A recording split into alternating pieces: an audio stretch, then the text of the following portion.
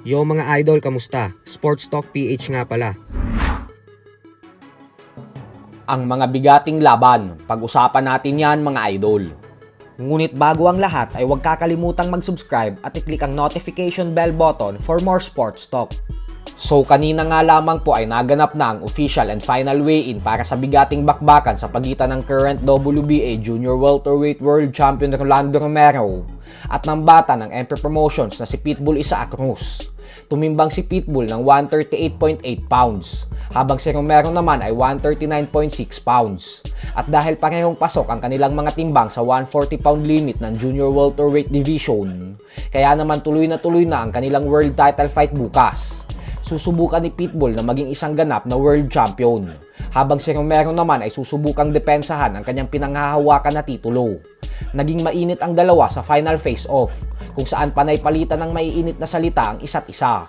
Ayon kay Romero ay maaga umanong matatapos ang bakbakan nilang dalawa bukas gawa ng maaga umanong mananockout at matutulog si Pitbull. Bukod dyan ay may dala din itong kwintas na mukha ni Pitbull na ginagawang chihuahua. Kaya naman insulto talaga ito para sa Meksikano. Pero ganun pa man ay binaliwala lang ito ni Pitbull at nangakong paparusahan niya daw talaga ng husto ang kampyon. Giit pa ni Pitbull ay sana daw ay kasing tapang ni Romero ang bunganga nito sa oras na magtagpo na sila sa ibabaw ng lona bukas.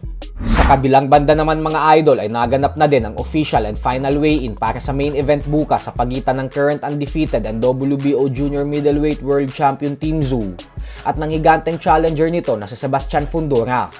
Tumimbang si Fundora ng 152.8 pounds, habang ang kampyon naman ng Australia ay 152.8 pounds din ang timbang.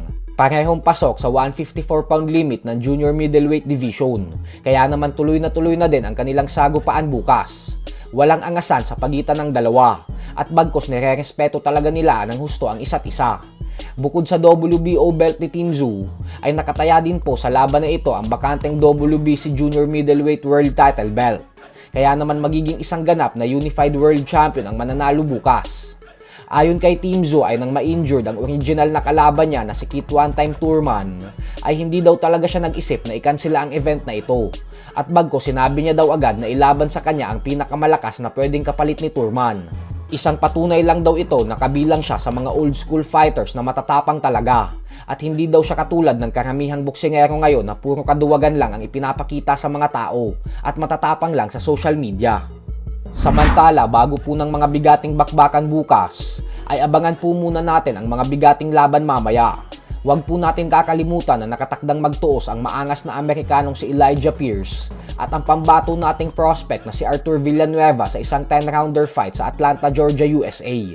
Bukod dyan ay nakatakda ding magtuos mamaya ang former WBC Super Featherweight World Champion Oscar Valdez at ang nagpabagsak kay Emmanuel Navarrete na si Liam Wilson para sa WBO Interim Super Featherweight title sa Phoenix, Arizona.